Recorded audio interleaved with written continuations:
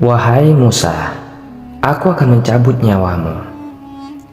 Mendengar hal ini, kemudian Nabi Musa marah. Lantas ia mendekati orang ini dan langsung menamparnya hingga kedua mata orang ini terlepas dari tempatnya.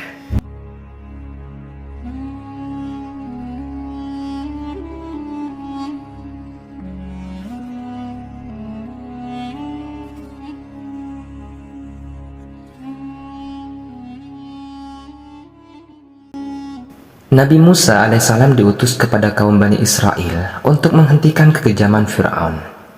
Kitab suci Taurat diturunkan di Bukit Tursina kepada Nabi Musa selama 40 hari.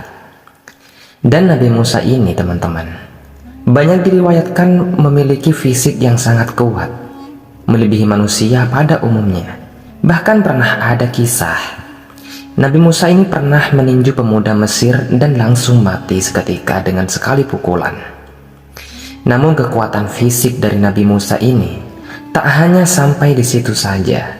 Bahkan Nabiullah Musa pernah di satu kisah memukul malaikat maut yang hendak mencabut nyawanya. Sampai-sampai mata dari malaikat maut ini loncat saking kuatnya tenaga dari Nabi Musa ini. Dan kisah ini merupakan kisah yang riwayatnya sahih menurut para ulama. Untuk itu, di video kali ini kita akan mengisahkan tentang ketika malaikat maut hendak mencabut nyawa Nabi Musa alaihissalam. Assalamualaikum warahmatullahi wabarakatuh. Sahabat beriman yang dimuliakan Allah, semoga kita selalu dalam keadaan sehat walafiat, dan semoga Allah selalu memberikan rezeki kepada kita yang berlimpah. Amin ya rabbal alamin. Nabi Musa dikisahkan memiliki mukjizat yang sangat banyak. Mulai dari membelah lautan, tongkatnya bisa berubah menjadi ular, bisa mengangkat sebuah bukit, dan masih banyak lagi. Dikisahkan juga kalau Nabi Allah Musa ini seorang nabi yang memiliki kekuatan yang luar biasa. Bisa dikatakan Nabi Musa seorang yang cenderung pemarah, yang mungkin karena diutus kepada kaum Bani Israel yang memang kaum ini orang-orang yang ngeyel dan sulit untuk diatur. Kemudian Nabi Musa ini selalu didampingi kakaknya selama ia berdakwah. Karena Nabi Musa ini tidak lancar berbicara, makanya ia berdoa kepada Allah agar kakaknya yang selalu menemaninya. Ini dijadikan nabi juga. Nabi ini bernama Nabi Harun alaihissalam. Nabi Harun selalu menemani Nabi Musa kemanapun ia pergi. Nabi Harun inilah yang bertindak sebagai juru bicara dari Nabi Musa alaihissalam. Teman-temanku yang dimuliakan oleh Allah, di sini kita akan kisahkan tentang Nabi Musa yang memukul malaikat maut hingga mata dari malaikat maut ini keluar. Kisahnya begini, teman-teman. Pada suatu hari, ketika Nabi Musa sedang berada di rumahnya, tiba-tiba ada seorang datang dan langsung masuk ke dalam rumahnya tanpa orang ini memberi salam. Tiba-tiba, orang ini berkata kepada Musa, "Wahai Musa, aku akan mencabut nyawamu." Mendengar hal ini, kemudian Nabi Musa marah, lantasnya mendekati orang ini dan langsung menamparnya hingga kedua mata orang ini terlepas dari tempatnya. Begitu kuatnya tamparan dari tangan Nabi Musa ini, sampai menyebabkan orang ini tersungkur jatuh, padahal Nabi Musa tidak mengetahui bahwasanya orang yang datang ini adalah malaikat maut yang merubah wujudnya menjadi seorang laki-laki.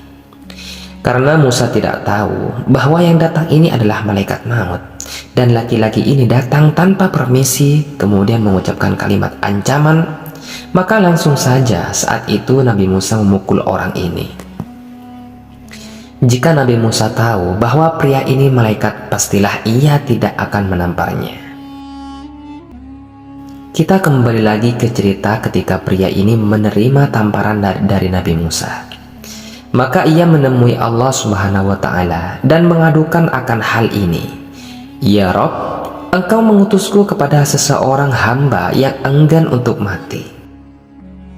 Kemudian Allah mengembalikan mata malaikat yang terlepas itu seperti sedia kala, dan Allah Subhanahu wa Ta'ala berfirman, "Kembalilah engkau kepada Musa, dan katakan kepadanya agar meletakkan satu telapak tangannya di punggung seekor lembu jantan.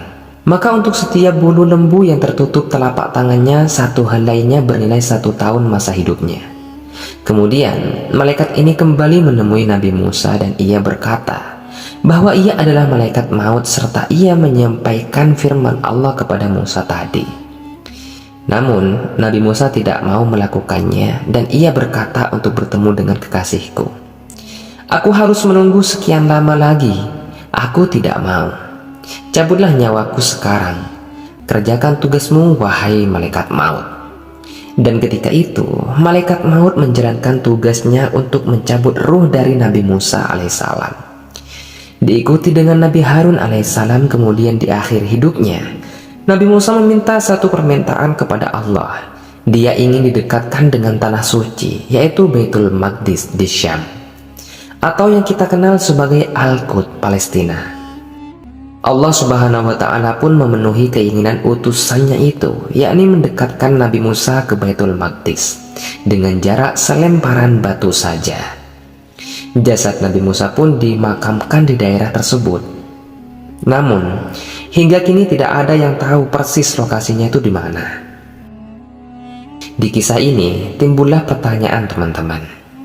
Mengapa malaikat bisa terluka ketika ditampar oleh manusia? Mungkin dari kita semua timbul pertanyaan seperti itu. Jawabannya adalah ketika malaikat sudah mengubah wujudnya menjadi manusia, maka hukum-hukum di dunia manusia akan terjadi juga padanya. Seperti kisah Isra-nya Nabi SAW dan malaikat Jibril berboncengan naik buraq dari Masjidil Haram ke Masjidil Aqsa. Maka dari sini saja sudah bisa dilihat buat apa Jibril itu ikut naik bersama Rasul di atas buraq. Padahal dia kan malaikat, bisa saja terbang dengan sekejap ke Masjidil Aqsa.